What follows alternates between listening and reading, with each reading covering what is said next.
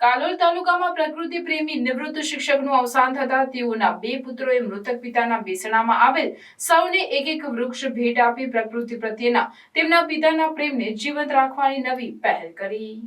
કાલોલ તાલુકાની ઓમકારેશ્વર સોસાયટીમાં રહેતા અને હાલોલની સૌથી જૂની શૈક્ષણિક સંસ્થા MS હાઈસ્કૂલમાં શિક્ષક તરીકે ફરજ બજાવી નિવૃત્તિનું જીવન પસાર કરી રહેલા પ્રકૃતિ પ્રેમી શિક્ષક સ્વર્ગીય રજનીકાંત લીલાકર જોશીનું 83 વર્ષની ઉંમરે ગત 10 જૂનના રોજ અવસાન થયું હતું।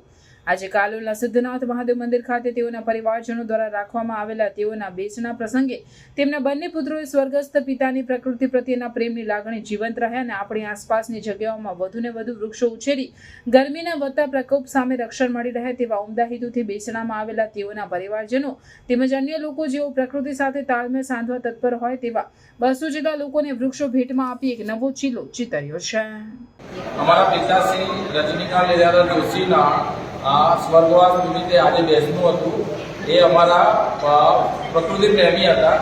એ નિમિત્તે અમે બધાને આજે વૃક્ષારોપણથી એમને શ્રદ્ધાંજલિ આપી છે। એક પ્રેરણા છે કે ભાઈ એમને વૃક્ષો પ્રકૃતિ પ્રત્યે બહુ પ્રેમ હતો એટલે એમને એક પ્રેરણા રૂપે વૃક્ષોનું અમે ફોટો આપે છે બધાને તે એનું એક ઇન્ડિકેશન છે કે બધા ઘેર વૃક્ષો આવે, લીલોતરી થાય, આ પ્રકૃતિ જળવાય, પર્યાવરણનું સફળતાપૂર્વક ઘણા બધા તો આ જે ગ્લોબલ વોર્મિંગનો જે પ્રોબ્લેમ થઈ રહ્યો છે તે બધાને માટે શીખ છે।